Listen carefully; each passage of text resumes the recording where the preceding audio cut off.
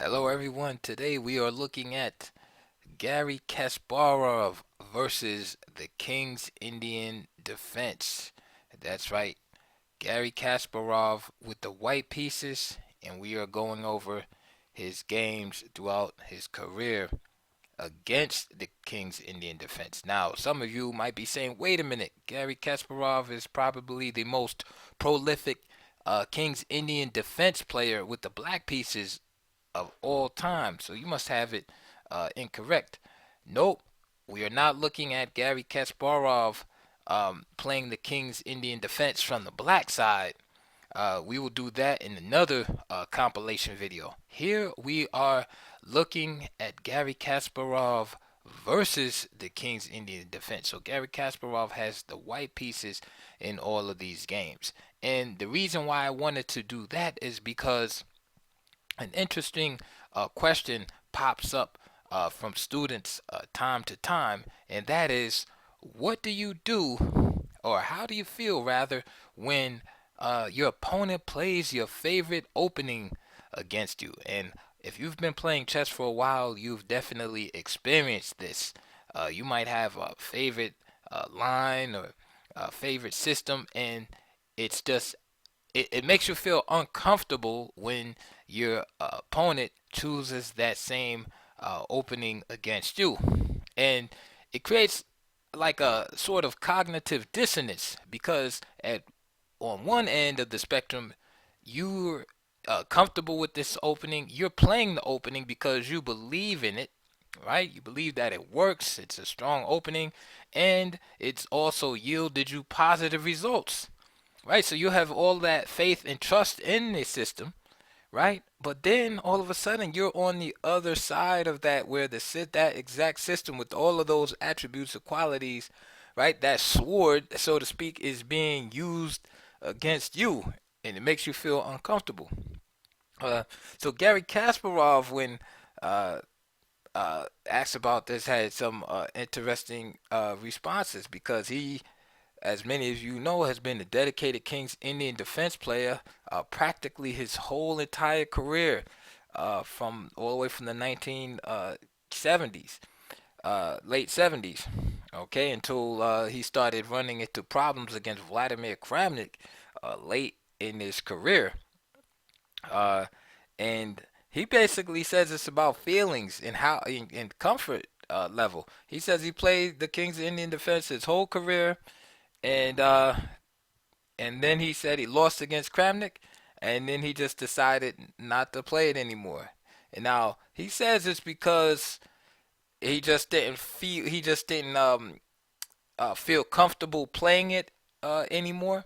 But he further elaborated and said that uh, it just became too difficult keeping up his opening repertoire, having two really sharp systems in his opening arsenal.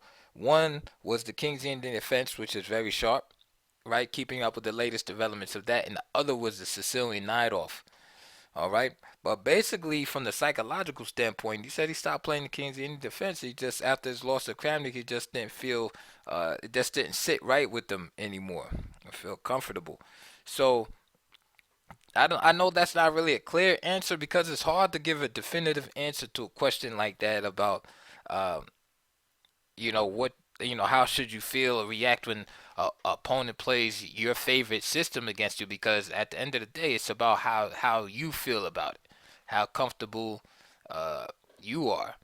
Some players feel great about it because they feel, hey, I probably know more about this system than my opponent. So by all means, if he wants to play my own moves against me, basically, so be it. So that's kind of the inspiration behind this video today.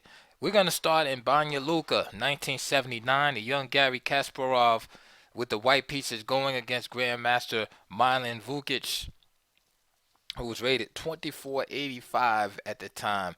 So this game started off c4 from Garry, knight f6, knight c3, g6, d4, and now we have transposed into King's Indian e4, d6, knight f3. So some classical stuff by Garry here. Bishop g4, little bit unorthodox, unusual response. Bishop e3, and now the knight drops back. The knight fd7, and of course, black is playing e5 and knight c6, etc. Typical King's Indian moves, but he wanted to get this bishop out early. Garry decides to preserve his knight and trade off the light square bishops. e5 attacking the center castle, and now a5, queen d6, queen d2, knight c6, f3 from Kasparov, d5 was possible, e takes d4, knight takes d4, and now knight c5. So we can see this idea of knight f to d7, and then placing the knight on c5 after a5. Rook a d1, knight e6, now knight b5, and we see that black has put a lot of pressure on the d4 square. Rook e8, the queen drops back to c1, and now queen to b8, bishop h6, bishop h8, and now knight d5, knight b4, and here's where the game starts getting a little tricky here. So Kasparov plays a3, black plays knight a6, and now has this threat of c6 here. But Garry, being Garry, plays f4 with the idea of just breaking open the position.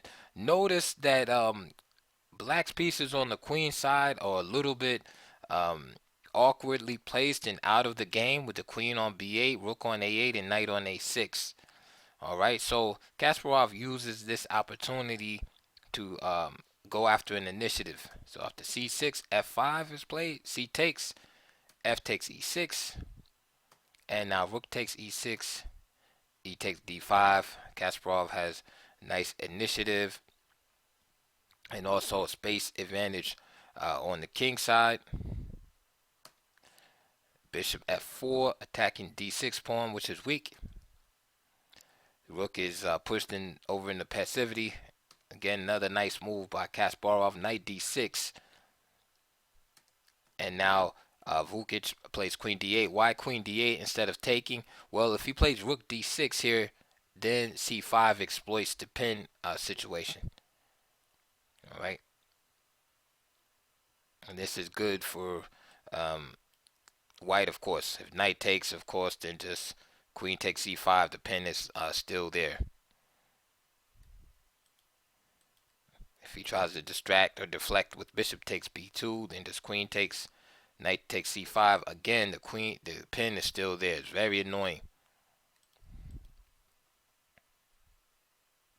This is why Vukic avoided that scenario by playing queen d8, but now he's down material here. And white still has a nice initiative, and black's pieces are still awkwardly placed. Knight c5, queen e3, attacking the knight. b6, protecting the knight. Again, the initiative rolls on. b4, a takes, knight a6, attacking this pawn. But Kasparov is not concerned about a pawn on the other side of the board while he's pursuing his attack here. And this would become, of course, a trademark of Kasparov's play for years to come. This relentless pursuit of the initiative. So bishop g5 is played, and now queen b8. Okay.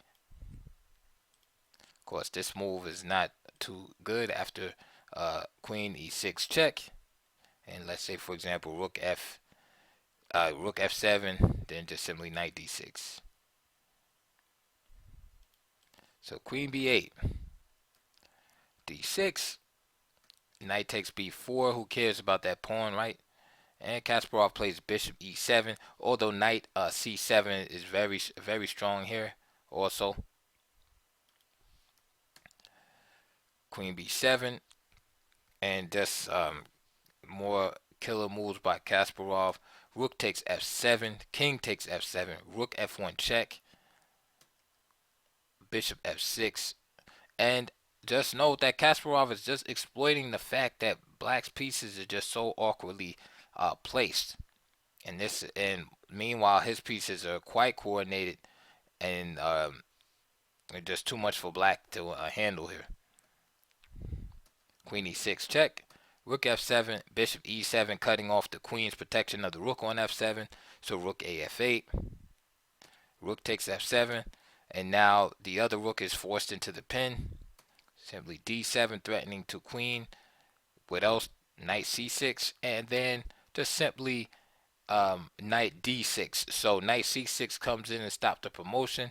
Knight d6 comes in beautifully with the fork attacking the queen and threatening to take this rook check, and black resigned. So nice game in the King's Indian by Garry Kasparov from this classical setup.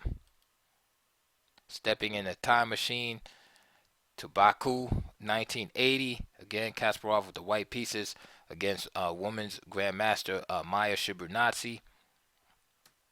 Game continued e4, d6, knight f3, another classical King's Indian. Bishop e3, queen e7, and now d5. So it all looks like typical Queen's Indian stuff. Bishop g5. So this system was some kind of Petrosian system, but it's related to an Averbach system with Bishop g5. I actually played this myself, and what I like about it as white is that the Averbach system kind of slows black down a little bit on his traditional King's Indian setups with the early f5 and all that stuff like that. By throwing that bishop in there usually causes black to weaken his king side a little bit, or play a little slower on the king side, at least with h6. Sometimes he has to play g5 and all of that. He gains some time knocking the bishop around, but I like it because it does slow down black's aggression somewhat.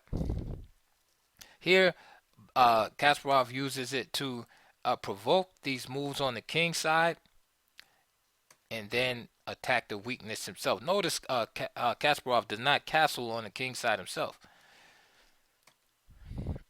So knight d2, c5 is played, knight f1. So we see this reshuffling the pieces to better spots, and there we go, g4. This is a common theme again in the Averbach systems, where the bishop is on e2, h3, and g4. And we can see that white's attack is well underway. And just like in the previous game with Vukic, we see that the black's development is a little suspect, and his pieces aren't coordinated as good. So after this exchange right here, Kasparov again just plays knight e3. He doesn't even worry about the piece, and then gives up a piece. G takes h4. Why is he able to do that? First of all, the position is relatively close, and again, look at the pieces on the queen side. Okay, none of those three pieces belong on those squares. And Kasparov with the initiative, knight f5, queen d8, queen g4. So already threatening mate. So black has to react to threats here. Knight takes h4, so more material. Rook c7. Knight goes back, and there's the idea, of course, of h4 here. h4, queen g4, rook g1, piling up on the doomed piece. Queen f8, king e2, connecting the rooks. Now rook a7. Again, these are all defensive moves by black, hoping to be able to hold on to the extra material. b6, and now queen h5 by Kasparov. King h8, rook to g6. The other rook just simply comes over. All black can do right now, even though black is a piece up, is really just shuffle his pieces back and forth. This bishop, again, is really just a glorified pawn in this position. This knight is pinned, and these rooks are terrible, and this knight can't even move. So although white is down a piece, it doesn't look like it, and that is because of the superior coordination of white pieces. Rook a b7, queen g4 is played, so now we have this tripling or trebling on the g file of pieces. g2, rook b7, again just shuffling. Kasparov plays king h f1, excuse me, and who knows, maybe it was short of time here, but h5 with the idea of h6 is perfectly fine here. Play king f1, rook a7 again. Now he plays king g1 again. The idea of h5, h6 is playable. Rook f7, knight e2, queen c8. Again, even knight to d6 is playable right here, although the exchange of queens can occur. So you could get, say, knight d6, queen takes g4, knight takes f7 check, rook takes f7, followed by rook on a 6th rank capturing on g4. Stronger than that would just be knight e g3, which is very strong also. Kasparov played f4. Here's knight e g3. Knight e g3. Let's say rook a7. Now knight d6. Queen here. And there's the variation I was telling you about.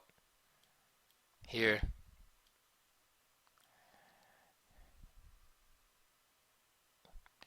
Here.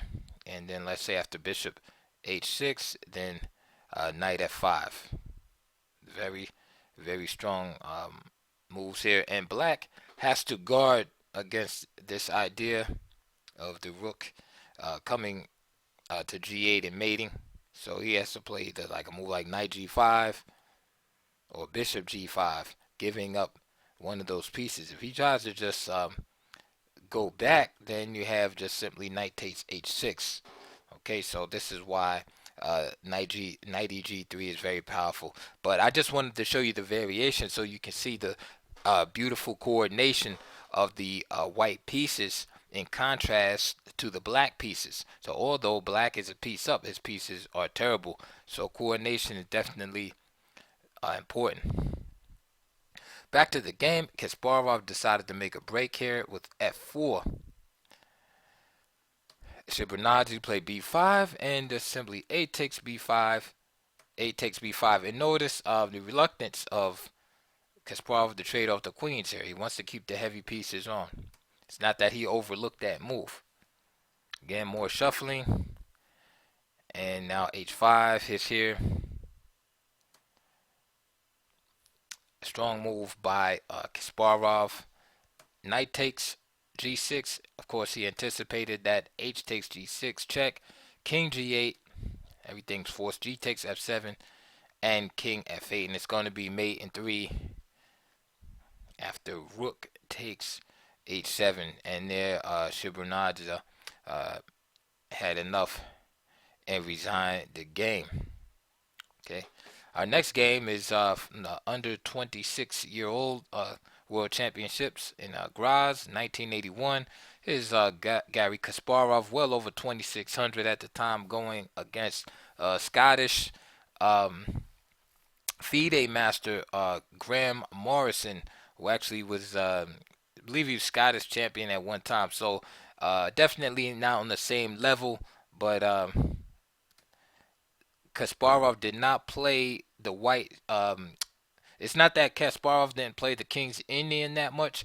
It's just that his opponents didn't play the King's Indian that much against him. After all, having the reputation that Kasparov had as a King's Indian guru and savant, if you will, I mean, who in their right mind is going to play this opening against him with the black pieces?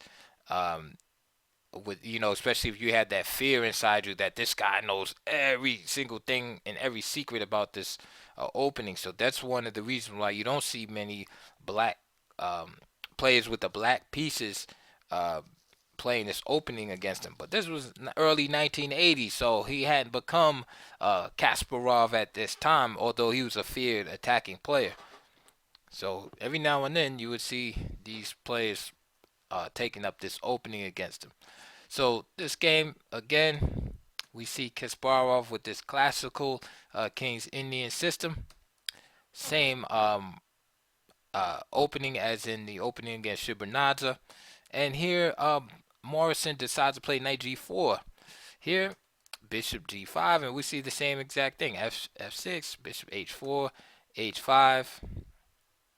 And here we see this move, knight d2 here, c5. Kasparov opens up in the center and plays on the queen side with b4. Bishop e6, castles, knight d7, knight b3. And here Morrison makes a bold move here and sacrifices for this attack. The idea is that it's really a pseudo sacrifice and that the bishop on h4 is trapped. So why not get a pawn and open up the position at the same time? So g5 is played, and now knight a5 is played by Kasparov. b5 is also possible. We see in this particular system, white is playing more so on the queen side, and black is being allowed to pursue his interest on that king side of the board. So knight a5, of course, attacks this pawn right here, and Morrison plays knight b8 to protect it. While protecting it, however, again, this rook is trapped and becomes bad, and this knight is bad also. So bishop g3, h4, bishop g4. Notice how Kasparov in several games has strived to trade off that light square bishop, which is in this opening black's good bishop, quote unquote, because look at the pawns on the black side of the board. Notice that they're all on dark squares, save this one on c6. That means this bishop is quite terrible. So for black in the King's Indian, this bishop is usually the bad bishop, and the light square bishop is the good bishop. All right, and white benefits strategically many times by trading it off. Game continue. H takes g3 check. F takes g3 check. And now a6 is played. Knight d1. And of course, we see the maneuvering, typical maneuvering in this pawn structure to e3 and then to the f5 square. Pardon. d5. Typical break in these type of positions. Knight e3. c5 was probably c5. C5 or c5 definitely fixing this pawn, or even c takes d5 may have been a little better. So for instance, c takes d5, and if queen takes b4, you could play knight takes c6 here, or even throwing this check first, and then here.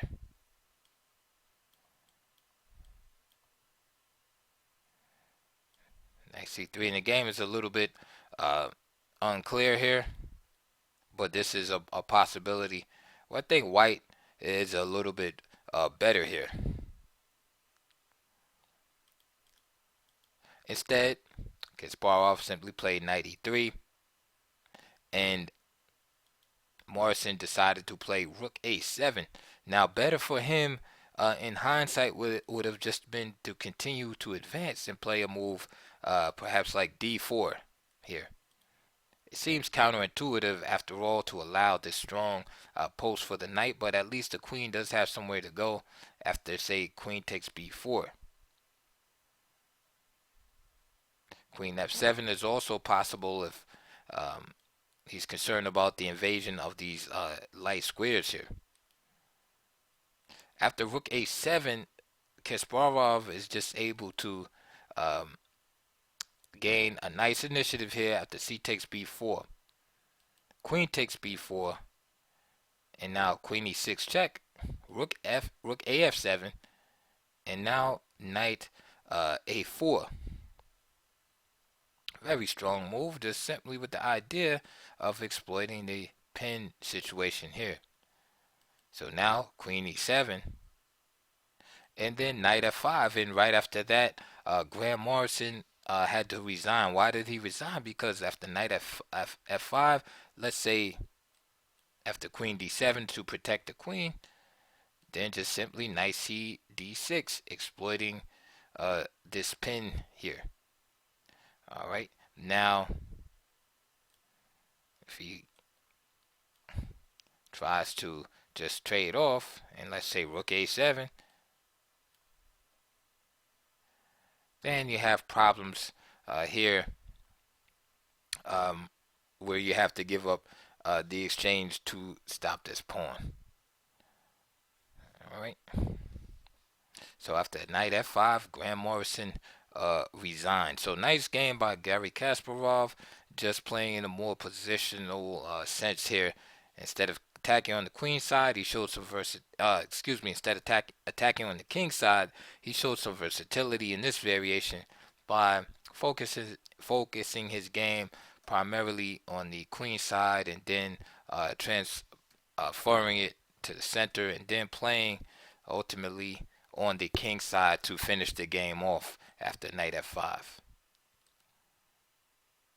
So now we go to 1983, Nixick, and here is, to me, our strongest player to date to challenge Garry Kasparov uh, in this defense from the black side.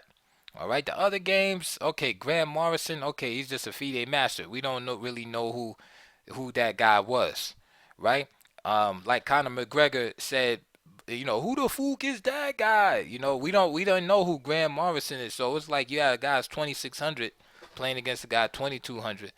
Again, Maya Shibernadze, respect to her, but again, is that real uh, strong competition for Garry Kasparov at that time? Not really. So here we have with the black pieces Boris Spassky, um, little bit over a decade removed from his world championship run. So although not at his peak anymore, very strong grandmaster still at the time in the early 80s.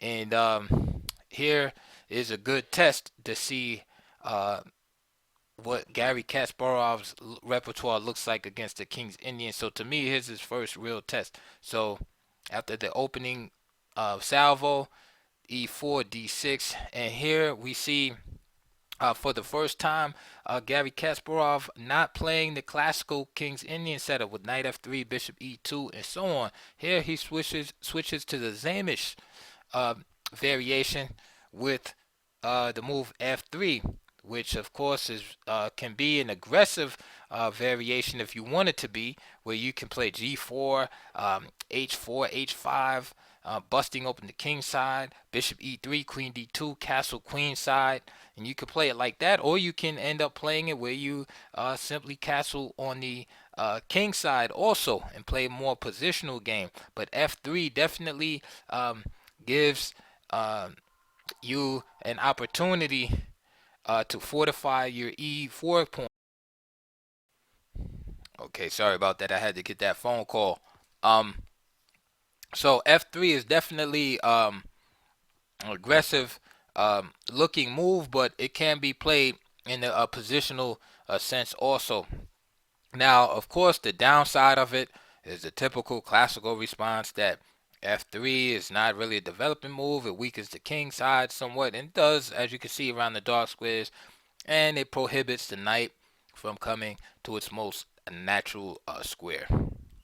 Let's continue. Knight c6 by Spassky. Principled response, just developing, right?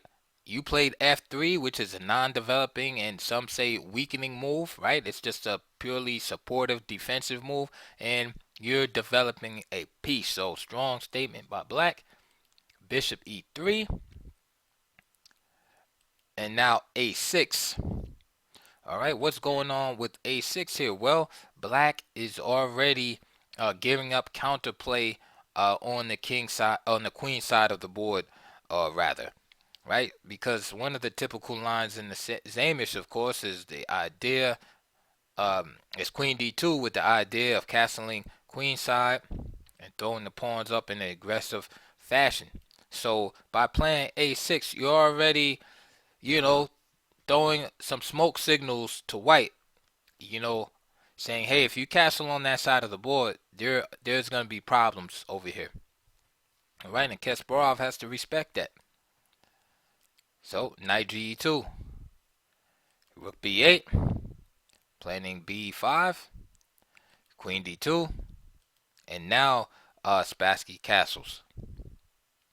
h4. Kasparov decides to stay in the middle of the board for now, and this is a strategy that some players will play with the white pieces, right? They don't want to commit to either side of the board, and they just try to get their attack going. Let's see what happens here. So after h4, b5, h5, b takes c4. Now, I know some of you would play a move like this here.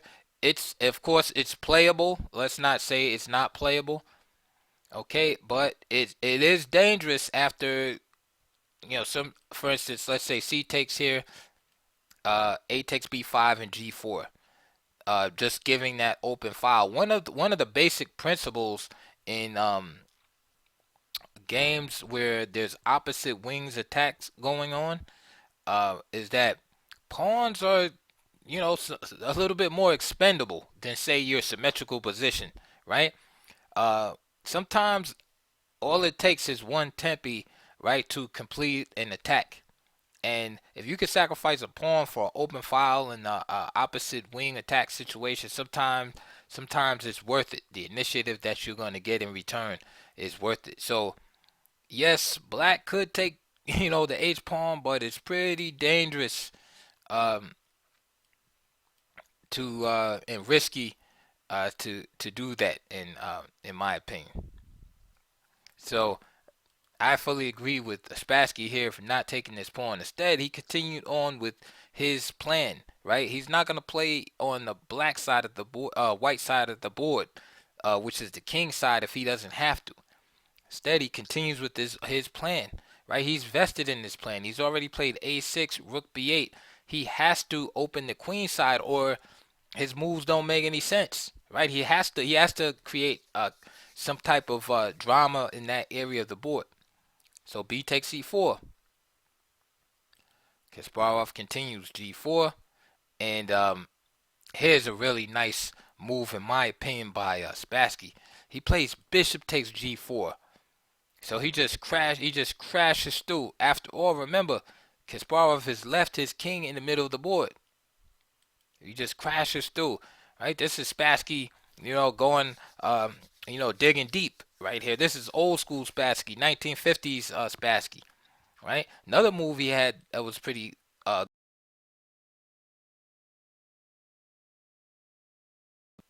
right, and that probably would be met by knight g3. So that's another alternative. Bishop takes g4 is very bold and enterprising, and I applaud Spassky for making that type of move. He could have played it safe. He could play knight b4 or a move like rook e8, but no, he went for it against the attacking player. Right, mano y mano. F takes g4, knight takes g4. Okay, and now Kasparov says, hey, I gotta get my king out of here, and plays castles.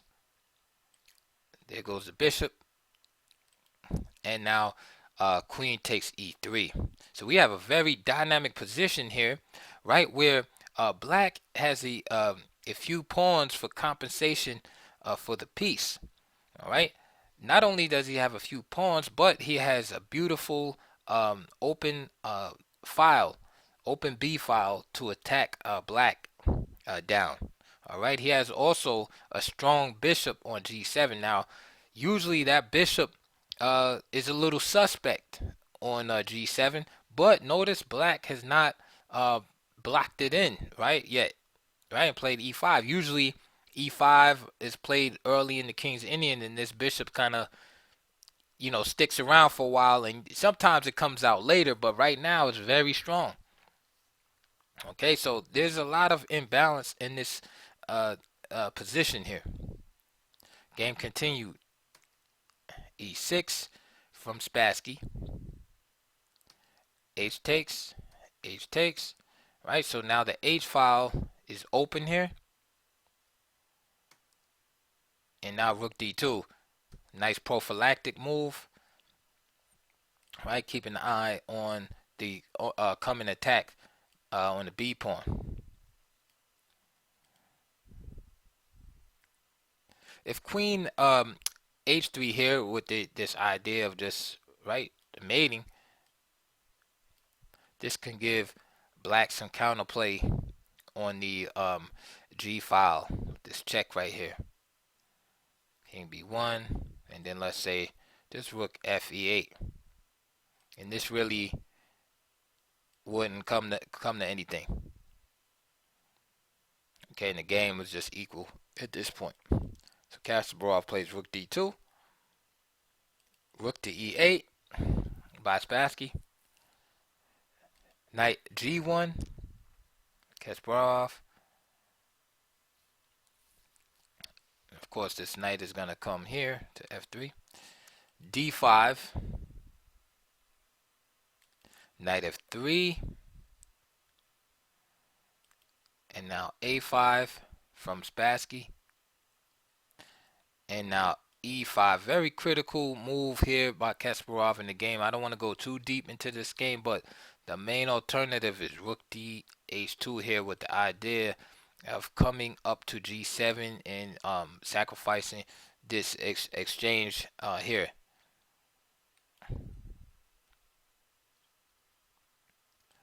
So rook e8, knight g1, d5, knight f3, a5. Kasparov chose to close the position now and play a5 here, which is also understandable. But consider this idea too if you decide to single this game out and do some further research.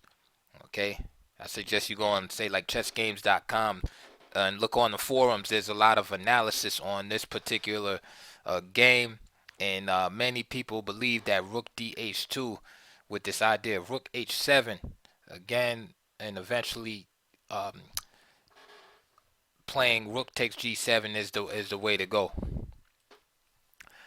But I don't think this move is bad either. e5, knight e7, of course, and now bishop h3 because the knight wants to hop in here. c5, attacking the center, the chain, attacking the pawn chain at its base, and also clearing the way for the queen to move and connect the rooks. So c5, d takes c5, queen c7, putting pressure here and here at the same time. Queen f4, and now knight c6, rook e1. So there's a lot of pressure on this pawn right here. 3 attackers, 3 defenders. d4 from Spassky. Now, of course, if knight takes here, then knight takes e5. So Kasparov decides to give up the exchange and plays rook takes d4, knight takes d4, knight takes d4, and now queen takes c5. Okay, so this position is definitely imbalanced, but dynamically equal. Knight f3, rook e d8, knight g5. Spassky drops back to protect. Queen e7, queen h4, rook d3, and we can see the storm clouds building up around the white king here. Queen h7 check, king f8, and now Kasparov digs deep. Nice move here. Knight takes e6, f takes e6, and now rook f1 check.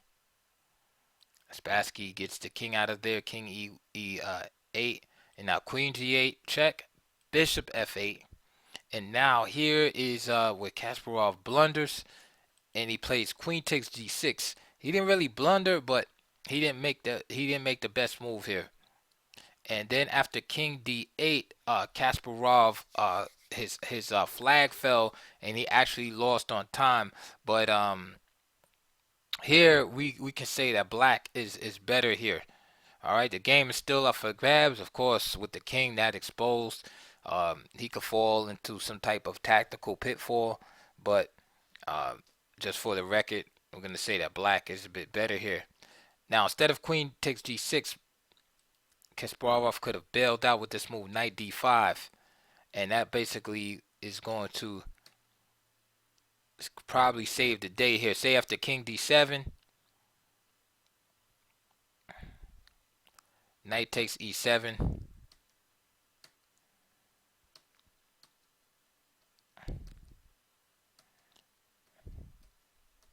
We have this ending right here that seems uh, pretty drawish. But instead of playing king d7, if e takes f5, rook takes f8, queen takes f8, and then you have a perpetual here. So again, if you look on some of the forums, you'll see this move also mentioned knight d5. But the story of this game right here is Spassky's definite dynamic play and bold approach. Right, it's kind of like he was willing to challenge the bully. Right, he wasn't afraid to go into a sharp tactical variation versus Kasparov, who of course known at this by this time was the number 2 ranked player in the world, and he wasn't afraid to enter into these tactical complications and sacrifice a piece against Kasparov. All right, and Kasparov was the one that uh, fell into time trouble and etc. And it paid off for Boris Spassky. So to me, soon as there was a real challenge in this opening, like a real strong grandmaster against Kasparov against the King's Indian, he kind of faltered here. The last game I'll be showing you, in the last game that I was able to find, uh, somebody playing the King's Indian against Kasparov was from 1992. So we fast forward almost 9 years. Again, Garry Kasparov has become world champion this time, and he's just been ripping um, the chess world apart with the King's Indian from the black side.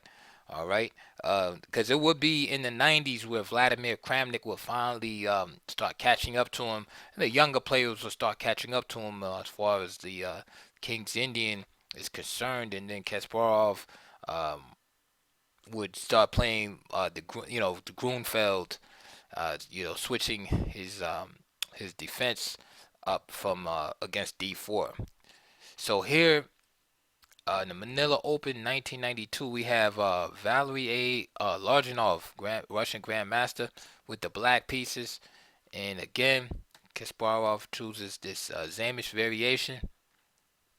And let's see how it worked out. So we see the Russian Grandmaster with the black pieces kind of adopting the same strategy, this panel variation. Um, with this rapid attack on the queen side. And again, this is designed to get counterplay started immediately because the Zamish can be very aggressive. So just like white is ready to go on the queen king side with g4, h4, etc., black is ready to go. And we see it right here. h5. Again, we see this delayed castling from white. He's just staying in the middle of the board. And here we see the move e5 played. Notice, in contrast with the game I showed you from Spassky, Spassky did not play e5 until like late in the game. He made sure this bishop would be very strong on this diagonal. Here, e5 is played. It might be a strategical error here, but this allows Kasparov to slow things down a little bit and playing d5, and now knight a5 happens. And notice that this bishop is kind of saddened right here. Okay, knight g3, typical pawn sacrifice in these again opposite wing operations. Right, it's all about. I'm not gonna say it's all about, but it's mostly about who gets the initiative. That's more. That's most important.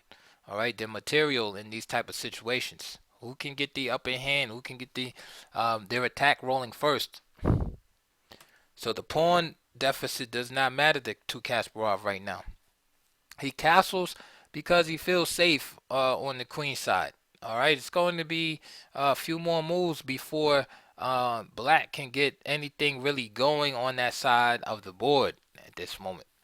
All right, again, it would be a different picture if this pawn was not on e5 because his bishop would be very powerful and threatening down the diagonal. Rook b4, bishop h6, bishops come off. So, okay, again, strategically, black gets rid of his bad bishop. Problem is there's a king side attack on that side of the board also. So him losing the bishop is double-edged. Yes, he's getting rid of a bad bishop that was blocked in my pawns, but now he has holes around his king, and the h-file is about to be open. Queen e7. So black tries to rectify that situation. He needs to protect his dark squares. Bishop e2. Bishop d7, preparing to continue his assault on the queen side. Rook b8. There's a typical move, rook d2, again securing the second rank. c5. I don't like c5. Again, this benefits white to keep everything closed like this. Maybe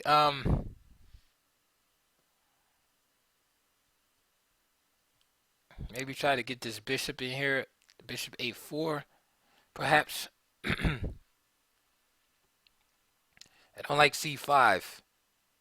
Does nothing for black's position. Bishop d1 by Kasparov, and now knight e8. H takes g6, F takes g6, and you can see now the purpose of the queen being here, protecting this pawn here. So g4. Of course, offering the trade of queens. g5. Queen takes. Rook takes h6. Knight g7. And now f4. We can see the white starting to attack the black pawn center and get his pawns rolling. E takes f4. Rook dh2. Rook e8. Knight d2. Rook shuffles back.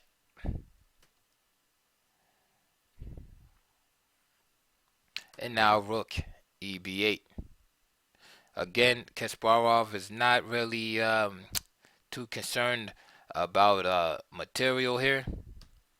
Just takes rook takes h7, rook takes b2,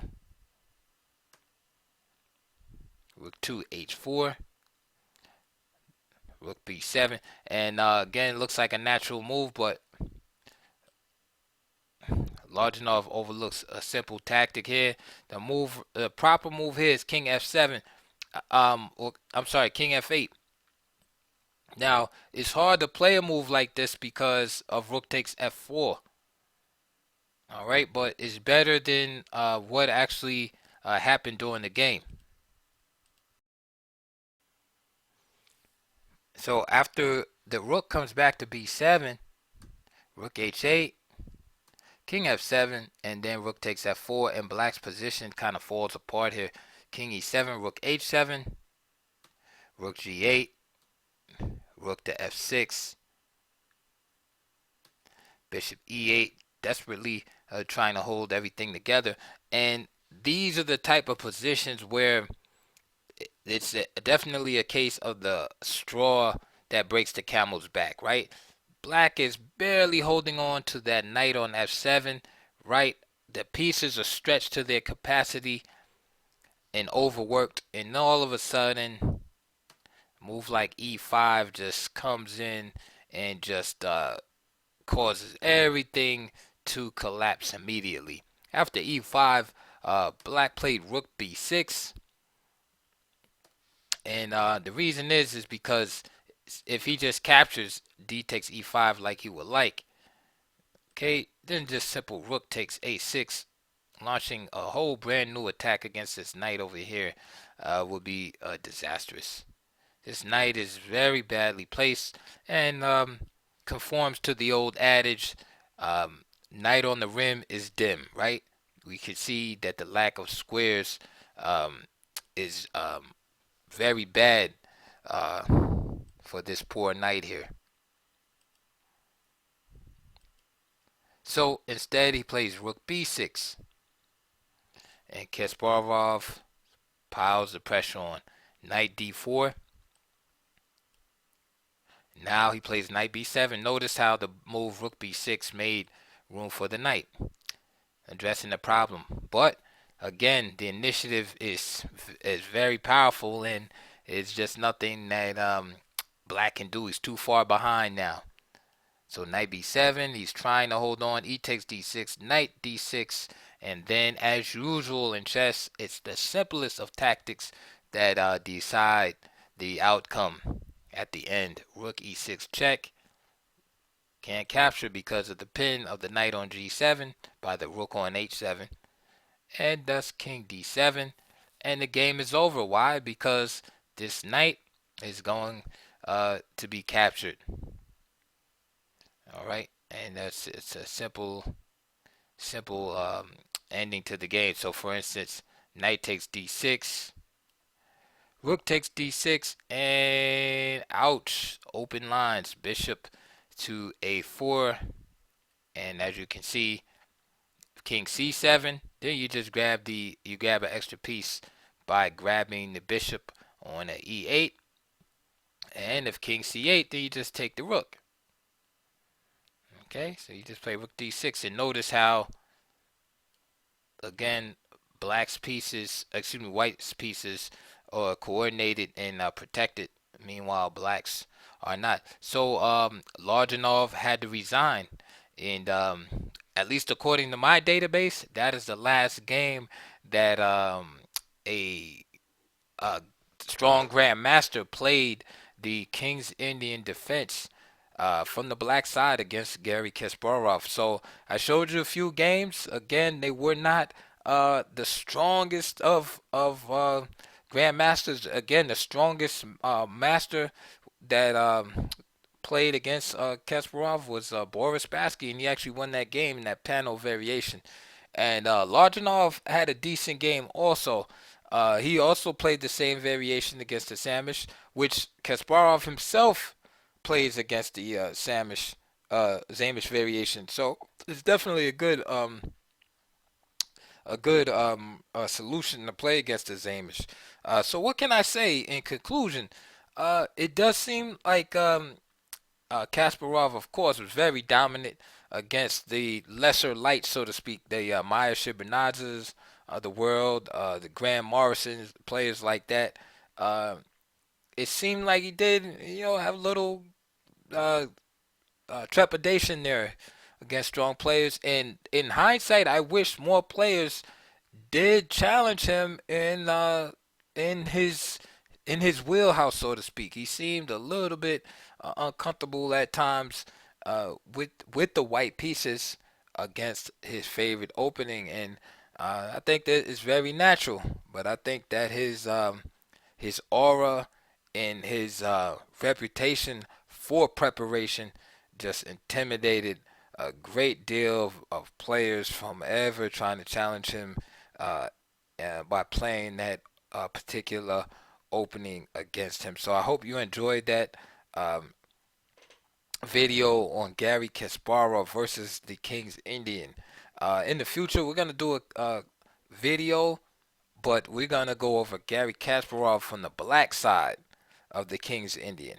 All right, so it's gonna be called um, uh, King's Indian according to Garry Kasparov, and we're gonna go over many of his games, and hope you will like that also. So if you like this video, please give a thumbs up so it can increase my position in the algorithm on YouTube, so my videos can be seen. I have about 500 videos on my chess channel, 500 plus, all with the amazing content Um, so if you like the channel, please like, subscribe, please hit the like button, the thumbs up.